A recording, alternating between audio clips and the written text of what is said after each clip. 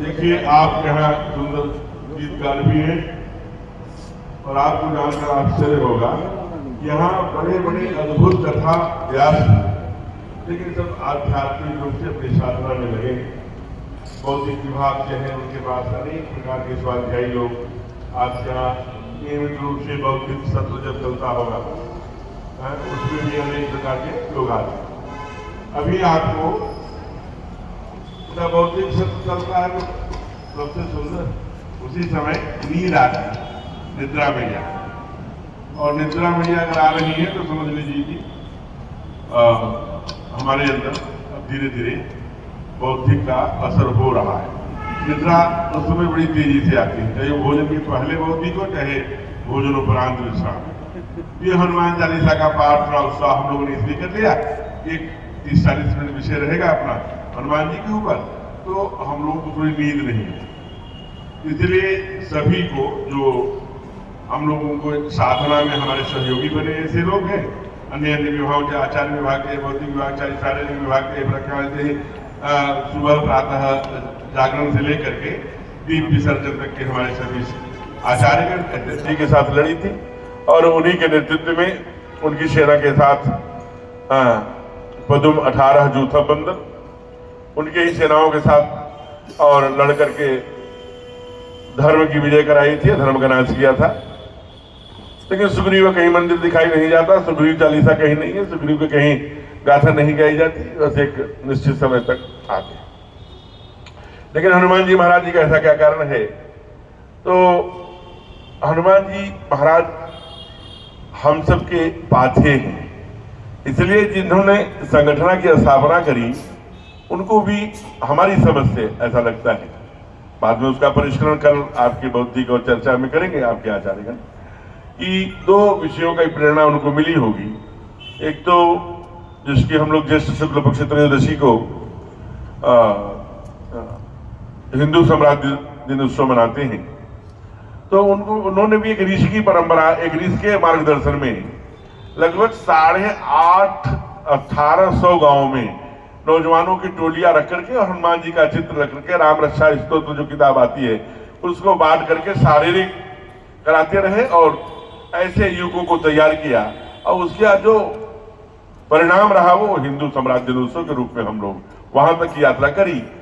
तो आद्यसर संघ चालक अपने जो संगठन की स्थापना के परम पूज्य डॉक्टर किशोरराव बलिराम हेडगेवार जी के मन में ऐसी भावना आई होगी, जब एक सन्यासी एक छोटे से 1000-2000 गांवों में युगों को निर्माण करके ऐसा काम हो सकता है। तो हिंदू समाज के संगठन के लिए ये जो नूतन अभिनव पद्धति की चर्चा हम करते हैं, नित्य शाखा जानवी पुनीत जलधरा, ये इस प्रकार की कल्पना उनके मन में आई। दूसरा जो इसीलिए आप देखते होंगे कि इस प्रारंभ काल में जो यहाँ वरिष्ठ बहुत सारे हमारे आदरणीय इस क्षेत्र के प्रचारक प्रमुख श्रीमान राजेंद्र जी की ओर मैं देख पा रहा हूँ, वो भी यहाँ बैठे हैं, बड़ी गरिमामयी उपस्थिति है। तो हम लोग जानते हैं कि प्रारंभ काल में हनुमान जी महाराज जी का चित्र रख करके ही डॉक्टर साहब स्वयं सेवकों की बल की उपासना, शक्ति की उपासना, उनके शक्ति का जागरण। जब हम लोग ये गीत गाते थे, सभी सुप्त थे हिंदू निज देश में भी, ईगो से सदा घोर अपमान पाया, द्रवित हो गए आप यह दृश्य देखा, नहीं एक पल को कभी चैन पाया, हृदय की व्यथा संग बन फूट निकली, हमें प्रेरणा की डगर मिल गई है। उस प्रेरणा के कार्यकाल में हनुमान जी की उपासना किया और बल बुद्धि विद्या देहु में हरों के लिए स्वीकार। तो तीनों का आग्रह अपने स्वयंसेवकों के अंदर, क्यों हनुमान जी जैसा चरित्र हमारा हो, इस बारे में जरा विचार करिए। दुनिया में जितने भी लोग हैं, जितने भी प्रकार के देवी देवता हैं, सब आपत्ति काल में यहाँ तक कि सारे ब्रह्मादिक देवता, इंद्रादिक देवता, पृथ्वी वसुंधरा जब संकट में आती है तो वो भी परमात्मा के पास जाकर जय जय सुरनायक जन सुखदायक प्रणत पाल भगवंता गो द्विज हितकारी जय असुरारी सिंधु सुता प्रिय कंता, ऐसा करके स्तुति करती है।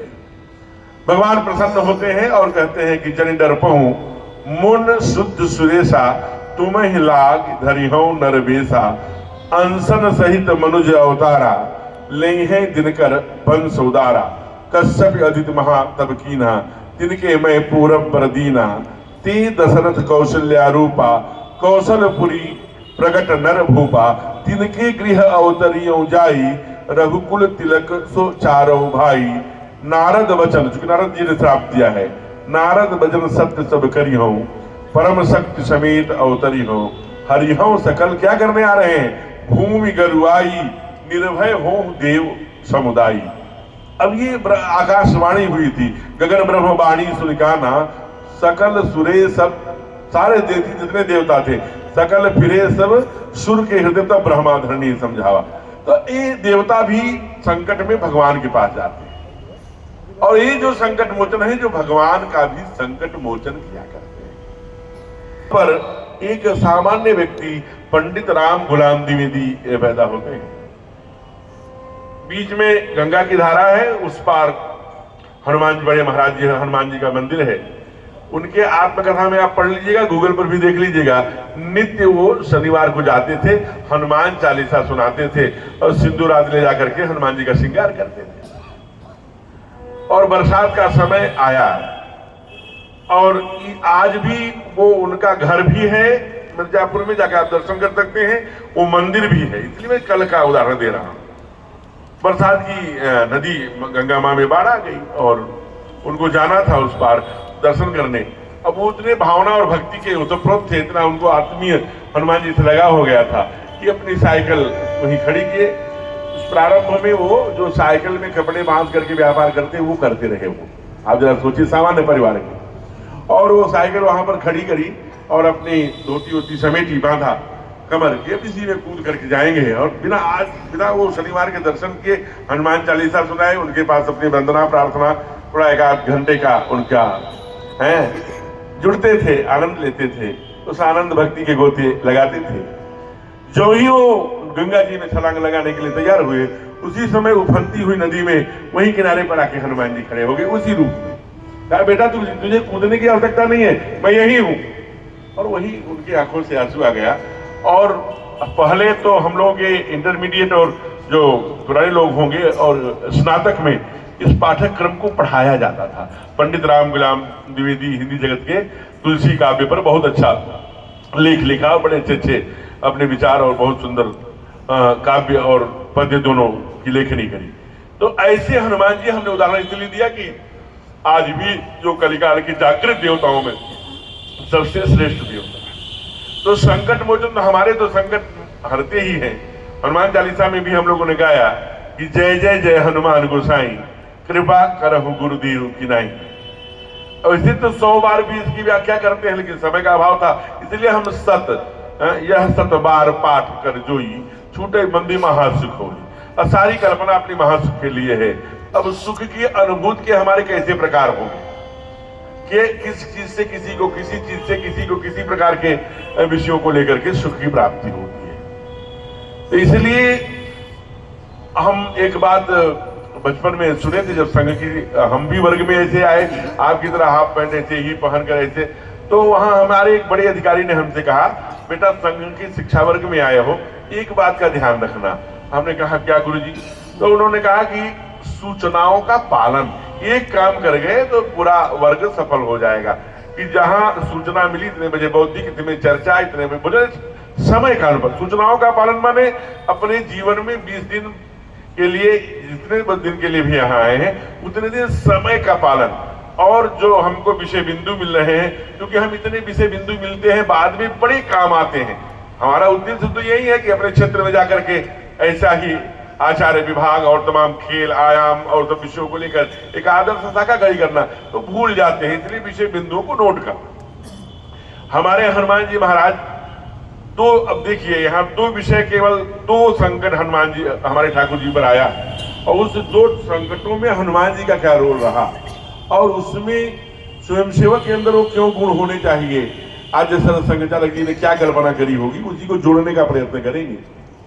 पहला संकट आया कि भगवती का हरण हो गया, मां सीता का, और हरण होते ही समाचार प्राप्त हुआ, और जैसा आप जानते हैं ये स्थान इधर खंडवा जो आज का है, ये सारा एक जो जहां पर ये अभी 3 से 2 साल पहले कुंभ लगा था, वो सारा स्थान नहीं, प्रयागराज नहीं, वो खंडवा के पास ही है, वो नासिक, वहीं पर पंचवटी है, पंचवटी सो गई एक बार आदि जुगल भाई बिगुल कुमारा, तो ये सारा वही ठाकुर जी अपना समय काट रहे थे। उसी समय उनकी ही योजना से, वो कहते हैं कि अपनी भार्या से मां सीता से कि तुम पावक महु करो निवासा, जब लगी करो निशाचर नासा।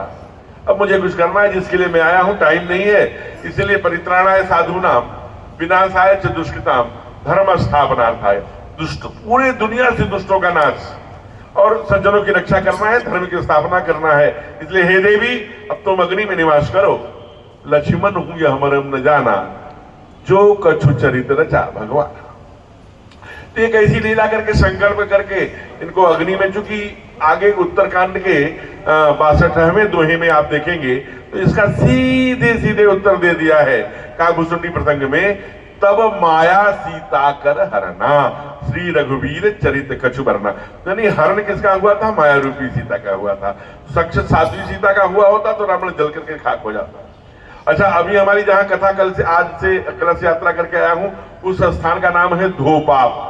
तो वहां के पुजारी भी आए हैं, कुछ वहां कार्यकर्ता भी हमारे साथ आए हैं। तो वहां हम पुजारियों से पूछे कि धोपाप क्या है, तो उन्होंने बताया कि जब रावण का वध करके ठाकुर आए अयोध्या, तो उनके पुरोहित जो वशिष्ठ जी थे उन्होंने मना किया, नहीं रुको रुको, तुम्हारा राज्याभिषेक नहीं हो सकता। कहा क्यों? कहा तुम्हारे ऊपर ब्राह्मण हत्या का, ब्रह्म हत्या का पाप है। अरे वो तो दुष्ट था, माने मान पिता नहीं देवा साधुन सर्गरमा वैसेवा, जिनके आचरण भवानी थे जानो निश्चय तुम प्राणी। तो हम तो परित्राणाय साधु नाम विनाशाय च दुष्कृताम, हम दुष्टों का नाश करने का संकल्प लेके ही आए हैं। तो इसमें तो गुरुदेव ऐसा नहीं होना चाहिए। कारण वो वेद पाठी ब्राह्मण था, आचार्य नियमित संध्या करता था, भगवान शिव की पूजा करता था और भस्म आदि लगाता था और सब ठीक था। थोड़े खुद उसके कोई विचार थे, तो लेकिन फिर भी आपको करना पड़ेगा। तो ऐसी कथा आती है कि वही स्थान है, सुल्तानपुर जिले में है यद्यपि, लेकिन प्रतापगढ़ के बॉर्डर पर है, एकदम गोमती नदी के किनारे। और हमसे ज्यादा तो जो लोग साथ में आए उसकी व्याख्या करेंगे, कर सकते हैं, लेकिन वहां बताया और वहां लिखा भी है शिलापट पर कि वही सरकार आए।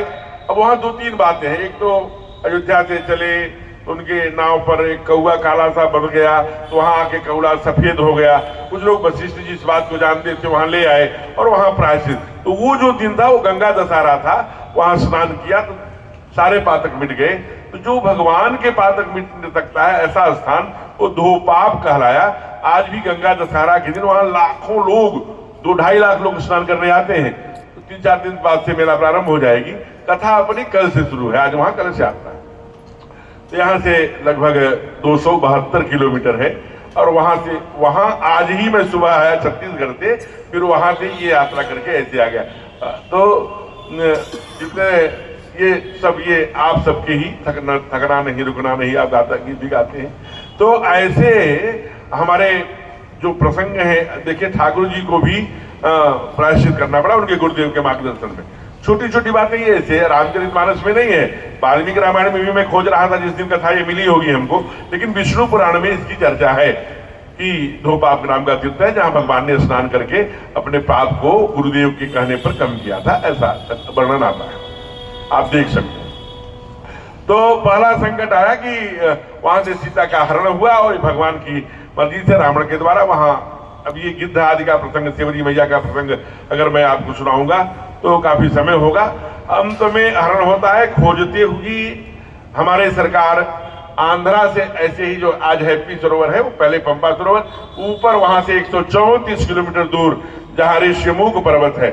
मैंने वहां कथा गाते समय पूछा कि भाई ये ऋष्यमुख इसका नाम क्यों पड़ा, तो वहां के अनेक संतों ने और वहां के जो मूल निवासी बताए कि 30,000 संत यहाँ मूक होकर के रावण के कृत्यों का विरोध कर रहे थे। जिंदा रावण ने जला दिया था, इसलिए इस पर्वत का नाम ऋषमुख हो गया। वहां एक सुग्रीव रहते हैं जो अपने भाई के साथ एक राक्षस का बदला लेने के लिए जाते हैं और वो अंदर घुस जाता है तो बड़े भैया बाली भी घुस जाते हैं। वहां एक शिला रख देते हैं वो, तो उसी समय उनके भैया कहते हैं कि मेरा 15 दिन प्रतीक्षा करना, 15 दिन में इसका वध करके मैं आ जाऊंगा। अगर 15 दिन तक मैं नहीं आ रहा तो समझ लेना कि मेरे ऊपर संकट है। मां से कहा कि परखे मुंह एक पखवारा, नहीं आयो तो जानने से मारा। समझ लेना कि, लेकिन ये भातृ प्रेम में 1 महीने रहे, लेकिन जो ही खून की धारा बही। थोड़े सुग्रीव कायर प्रकृति के थे, जैसा भी भगवान की योजना से एक भातृ प्रेम ऐसा नहीं होना चाहिए। अगर भाई का वध हो गया है तो जाकर के हम दानों से हम लड़ेंगे, या जो भी परिस्थिति आएगी वध। ये लक्ष्मण जी ऐसे ही करते हैं। तो और लेकिन ये कायर भाग आए और वहीं आकर के जब बाली ने इनकी ठुकाई करी तो ये आकर के ऋषिमुख पर्वत पर वहीं बैठ गए। तो वो लोग कहते हैं हमारी पत्नी, हमारा राज्य, हमारा पाठ सब छीन लिया भैया ने, यहाँ रोते हैं। अब ये यहाँ से मित्रता होती है, इस कथा को आप जानते हैं। अब सारी सेना सुग्रीव जी बाली का एक ही प्राण बाण में उनका वध किया और वध करने के बाद सुग्रीव के नेतृत्व में खोजने के लिए सीता मैया की गठन हुआ, छोटी छोटी टुकड़ियों का, सब जाने लगे। तो अब देखिए भगवान कितने सजग हैं। पाछे पवन तनय सिर नावा, जान काज प्रभु निकट बुलावा। चाहते तो किसी को बुला सकते थे, लेकिन जानते हैं कि काम राम काज करने की जिम्मेवारी किसके ऊपर है। हम सब बैठे हैं, यहाँ वर्ग में सब नहीं आए, हमारा ही चयन हुआ। अब तो इतने कड़े चयन हो गए हैं कि आपका मेडिकल से लेकर, पहले तो ऐसी औपचारिकताएं होती थी, आपकी एक एक चीज, हम हर जनपदों में ऐसे दसियों फोन हमारे पास आए कि महाराज जी मैं भी जाना चाहता हूं, आपके संघ वाले मित्र हैं, आप फोन कर दीजिए, मेरा भी नाम जुड़वा दें। यहाँ आने के लिए सारे परिष्करण हैं, सारे अब सामान्य बात नहीं कि हम संघ की शिक्षा वर्ग में चले गए। अब हमको उन आयामों को और उस परिष्करण से गुजरना होगा, परिष्कृत होकर के स्वयं। तो इसलिए सब नहीं गए। संगठन ने केवल कहा पाछे पवन तनय सिर नावा, जान काज प्रभु निकट बुलावा। कहा आपको ही काम करना है बेटा। वो अंगूठी दिया, अंगूठी आभूषण दिए। तो साधु बन के आए थे, घर से ही माँ का संकल्प था कि जौन मुन वेश धर प्रातः काल करके मुनि का वेश बनाकर जौन राम बन जाए, मोर मरण राउर अयस नृप समझिए मन माहे। इसलिए मुनवेश दे के आए थे, तो कोई आभूषण पहनने का कोई संकल्प नहीं था। लेकिन ये अंगूठी मैया जी ने केवट को दिया था, तो वही केवट चरण पड़े अकुलाई निकाल करके ठाकुर जी को दिया था। वही अंगूठी राम नाम लिखी हुई पड़ी थी, वही आज काम आ रही है। ये लीला नायक है और सारे को जोड़ते रहते हैं। तो आगे जाके जैसा आप जानते हैं, खोहों कदराहों से गुजरते हुए चंद्रप्रभा के उस सुंदर उपत्यका में जाते हैं और चंद्रप्रभा के मार्गदर्शन में समुद्र के किनारे खड़े हैं। आइए वहीं हम लोग खड़े हुए 1 मिनट के लिए। सारी बानर टोली खड़ी है। संपाति ने आकर के बताया कि भाई मैं खाऊंगा, मुझे भूख लगी है। तो उन्होंने जटायु जी की कथा सुनाई, उनसे मित्रता हो गई। कहा मुझे थोड़ा जल दीजिए। कहा क्यों? कहा मुझे श्राप है चंद्रमा नाम के एक मुनि का कि जब तुम्हें रामदूत जल पिलाएंगे तब तुम्हारी जवानी और तुम्हारी आंखें, तुम्हारे पंख जो जले हैं वो सब ठीक हो जाएंगे। ऐसा ही हुआ। फिर उन्होंने दक्षिण दिशा में देखते हुए कहा कि वो देखो अशोक वाटिका में सीता मैया बैठी हैं, लंका में है। ये एड्रेस मैं बता रहा हूं, आगे का काम आप लोगों को करना है, केवल मैं पता बता सकता हूं। तो उनके कहने पर तुम गीधे दृष्टि अपार मैं देखो तुम ना, ये केवल मेरी दृष्टि देख सकती है। ये मेरी साधना की अथवा कृति जाति प्रजाति की, अथवा वो आप विज्ञान की भाषा में बोल सकते हैं, उसके आधार पर उन्होंने बता दिया। अब जितने भी वहां बैठे हुए बानर सेना है, सब कहते हैं कि हम जाएंगे, हम चले जाएंगे, हम आधे जा सकते हैं, कोई कहता पूरे जा सकते हैं। युवराज बालीपुत्र जो इंद्र के पुत्र हैं वो बोल रहे हैं अंगद जी, अंगद कहें जाऊं मैं पार पे चला जाऊंगा, लेकिन जी संशय कछु फिर दीवार, मुझे संशय है लौटने में। ऐसे अलग अलग प्रकार के लोग अलग बात करते हैं। बंधुओं, इस देश में हनुमान बहुत बड़े हुए हैं, उनकी खोई हुई आध्यात्मिक शक्तियां सभी शुद्ध थे। हिंदू निज देश में ही युगों से सदा घोर अपमान पाया। केवल डॉक्टर साहब को ये चिंता क्यों हुई? क्योंकि वो सभी के, हम सब की प्रेरणा के डगर हैं, वो हमें प्रेरक हैं, इसीलिए उसी परंपरा के संभाग आज जो प्रचारक निकलता है उसी को देख करके हम लोग भी प्रेरणा लेते हैं। देखिए, घर परिवार बच्चा बाल, ये जीवन की आवृत्ति में कोई नहीं। आप जरा कल्पना करिए एक क्षण के लिए, झोला लटकाए, जब प्रचारक एक कोई संघ का कार्यालय नाम दिया, वहां पहुंचता है और चाबी से खोलता है, कोई विद्यार्थी नहीं, कोई नगर प्रचारक नहीं, कोई नहीं, वो खोला 2 इंच मोटी धूल पड़ी है, कहीं से शाखा से आएगा तो 9-10 बजे कार्यालय पहुंचेगा प्रवास से। अब उसको झाड़ते अब आते ही सप्ताह भर का कपड़ा बाल्टी में भिगो दिया, उसको झाड़ते 11-12 बजा, फिर धूल करके प्रक्षालित करके उसे डाल ले, एक छोटा सा सामान्य सा कपड़ा पहन ले और उसको फिर प्रेस कराएंगे, तब तक कहीं तब तक देखा घड़ी में 2 बज गए। अब 2 बजे किसको कहे भोजन के लिए? तो क्या करता है कि 10 रुपए 20 रुपए का किसी तरह से लाई चना कुछ ऐसे ला करके जब खाता है सोता है।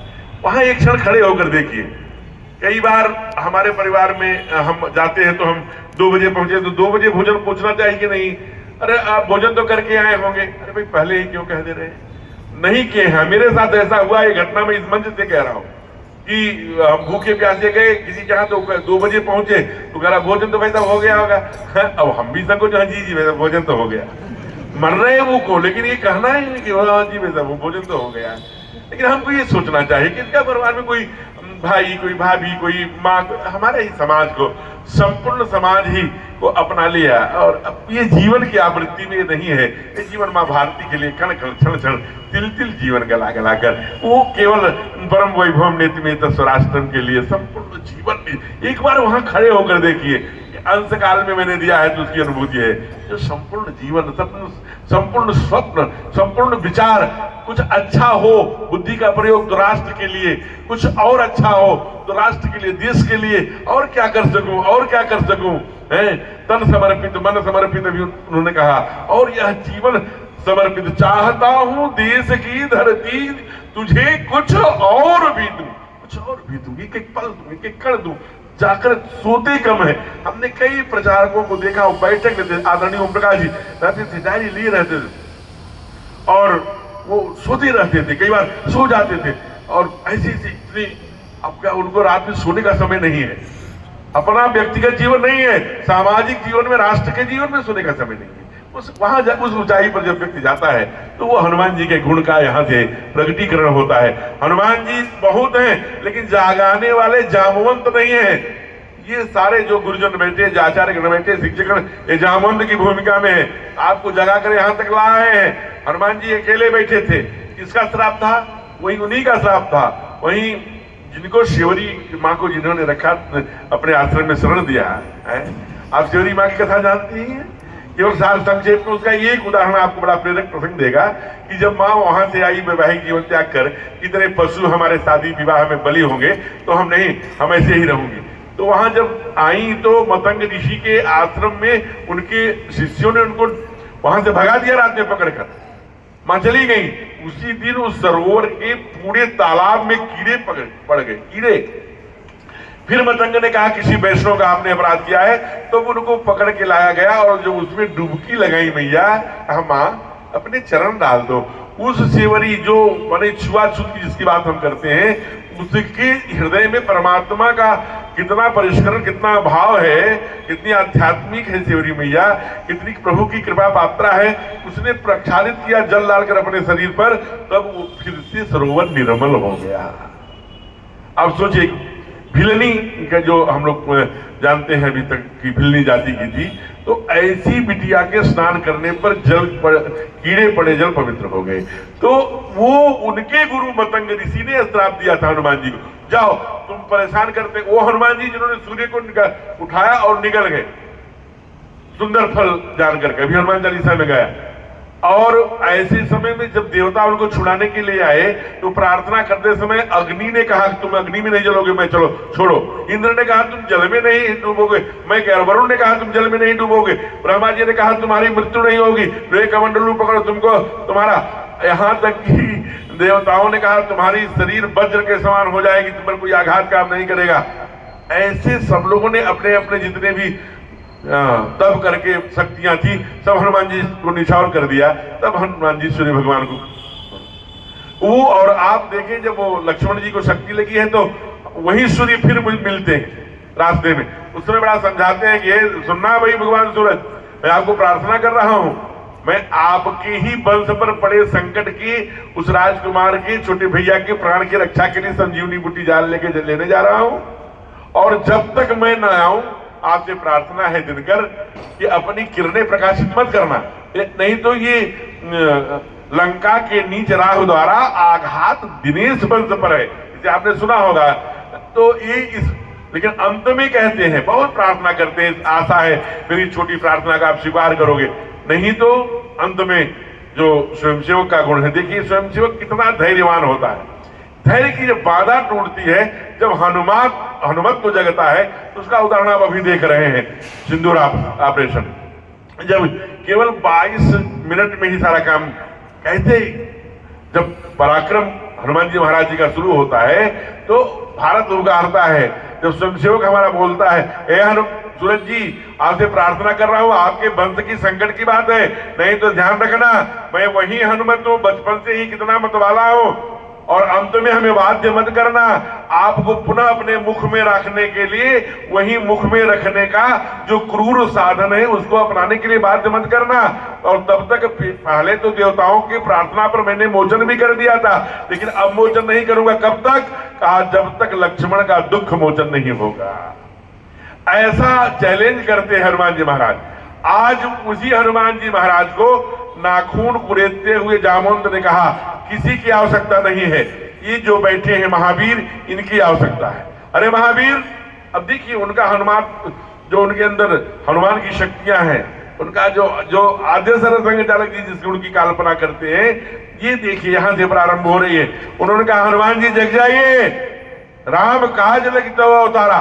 ये बात कहा, कौन तो काज कठिन जगमाई, जो नहीं हो ताज तुम पाई, उठो तुम ही हो, तुम्हारे लिए ही निश्चित है काम।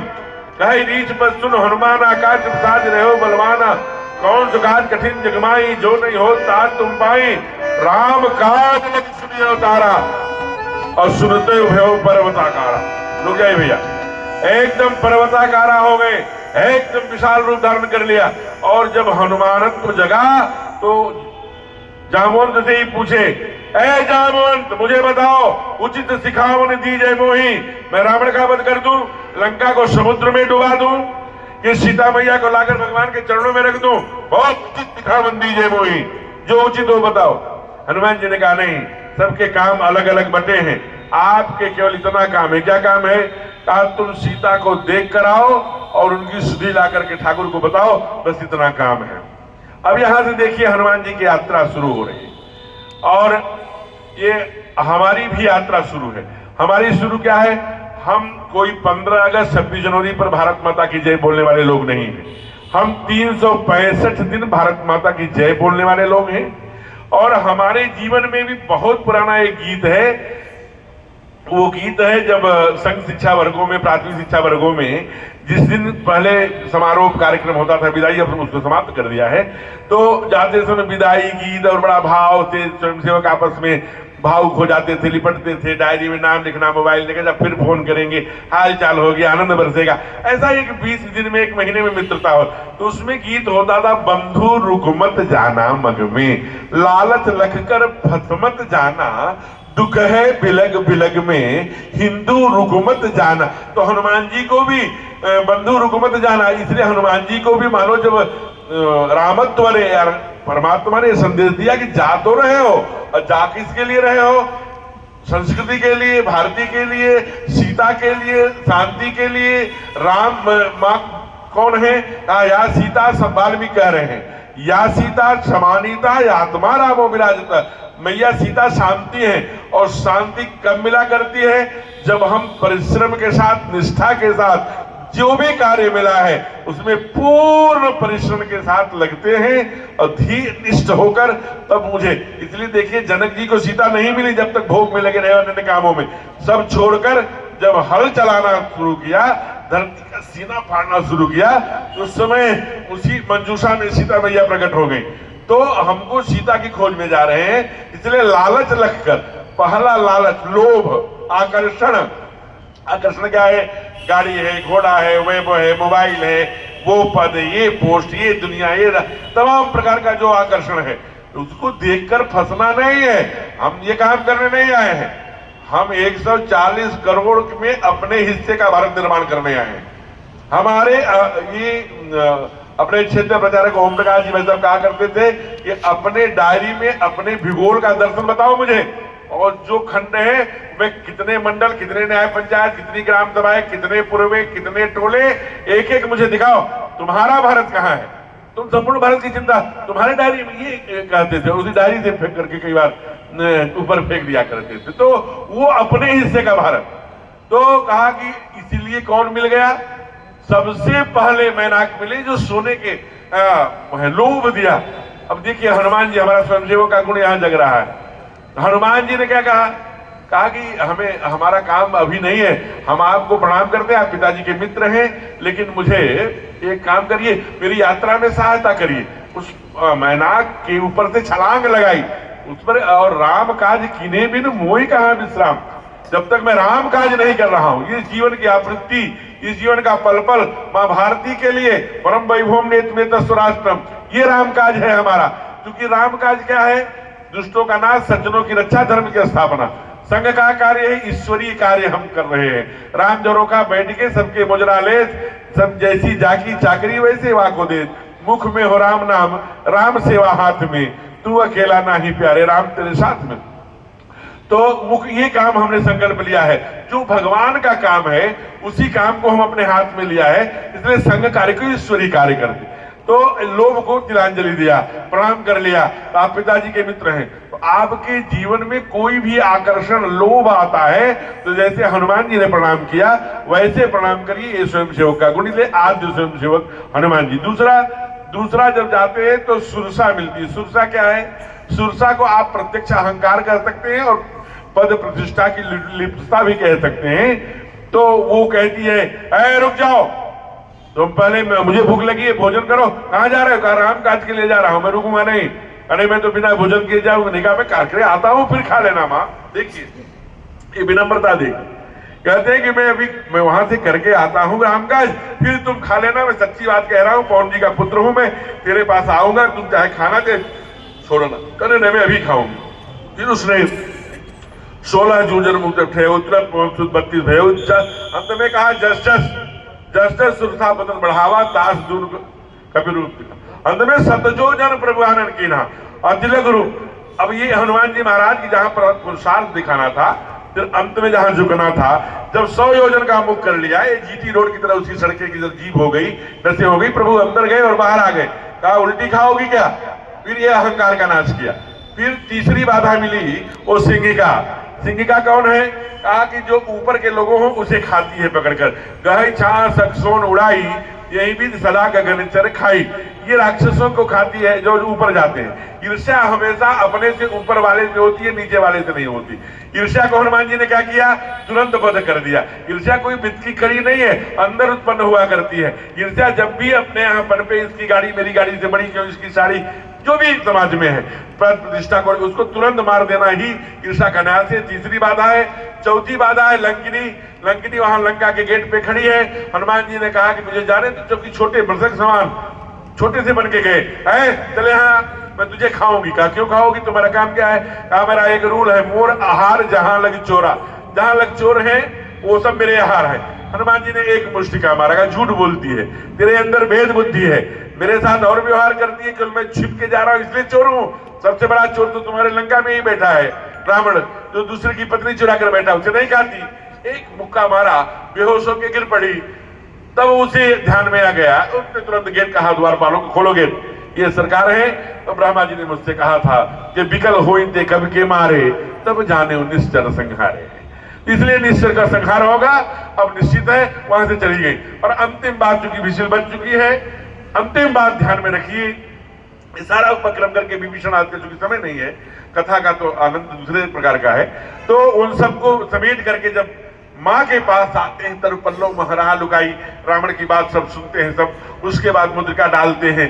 माँ कहती है अरे इतनी सुंदर, सुनते ही सीता कर दुख भागा, रामचंद्र को बर नहीं लागा, सीता मैया का दुख चला गया। राम का चरित्र ही ऐसा है, दुख क्लेश दूर कर दिया करता है। अरे इतनी सुंदर कथा सुनाने वाले प्रकट हो जाओ। कौन हो? जब कथा इतनी सुंदर है तो व्यक्ति कितना सुंदर का बंदर में सुनाने वाला तो बंदर है, सबसे कुरूप है, लेकिन धड़ाम से कूद पड़े। माँ ने कहा नहीं तू नहीं हो सकता, तू कथा नहीं सुना। कहा मैं ही हूं, मैं अपने बाप की राम की सौगंध खाने, राम दूत में मात जानकी, सत्य शपथ करुणा निधान की, मैं अपने बाप की कसम खाता हूं।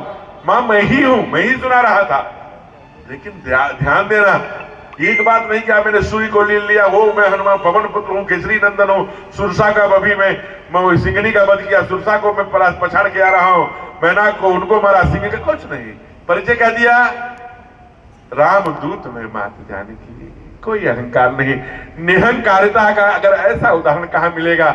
बातें तो बहुत है मेरे प्यारे, इसलिए परम पूजनीय सरसंघ चालक जी ने कहा कि जब 1940 में कहा ना कि संपूर्ण जगत को, आज मैं संपूर्ण भारत को देख रहा हूं, शरीर कांप रहा था, एक्यूपंक्चर शरीर होता था, रक्त जल हो जाया करता था।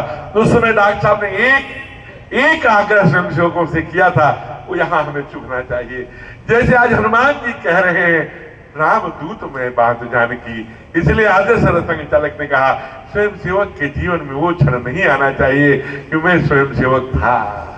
एक बार प्रतिज्ञा कर लिया, स्वयं राष्ट्र की वंदना और संकल्पना करते, आजन्म इस व्रत का पालन प्रतिज्ञा में दोहराते हैं, इस जन्म का मैं आजन्म पालन करूंगा। अभी आते समय आपने प्रतिज्ञा किया होगा, इसलिए आद्य सरसंघ चालक का ये वाक्य कि जब तक जीवन है इसी पथ पर बढ़ते रहेंगे। और आज आप उसका उदाहरण देख रहे हैं, आप 100 वर्ष पूरे करने जा रहे हैं। ऐसे हनुमानों को जगाना है, यहाँ स्वयं को जाग कर फिर जगाना देश है अपना, संपूर्ण आप राष्ट्र हैं और गांव गांव में जाकर के हनुमानत्व जगाना है और हनुमान के गुण उनके अंदर भरना है और बल बुद्धि विद्या का उपासना करेंगे, हनुमान जी को ही आदर्श मानकर।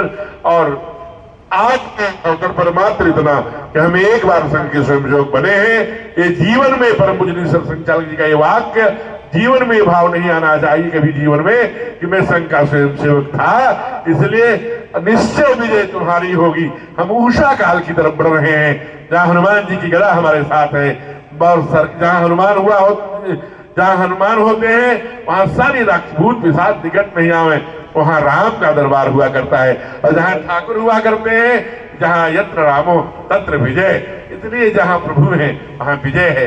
विजय निश्चय विजय हमारी यानी तुम्हारी होगी, विजय आपकी ही होनी है। दुनिया में फिर से विश्व में भारत माता की जय जयकार गूंजेगी। हम उसके घटक बने हैं, इस घटक बनने के हमारे सौभाग्यशाली हैं, परमात्मा ने अवसर दिया है। हम परमात्मा को धन्यवाद करें, ऐसे संगठन से जुड़ने का अवसर इसी जन्म में दिया। निश्चित रूप से कोई न कोई पुण्याई अनेक जन्मों की रही होगी, ऐसा ही भाव लेकर पुनः आपको राम राम करते हुए बोल महाराज की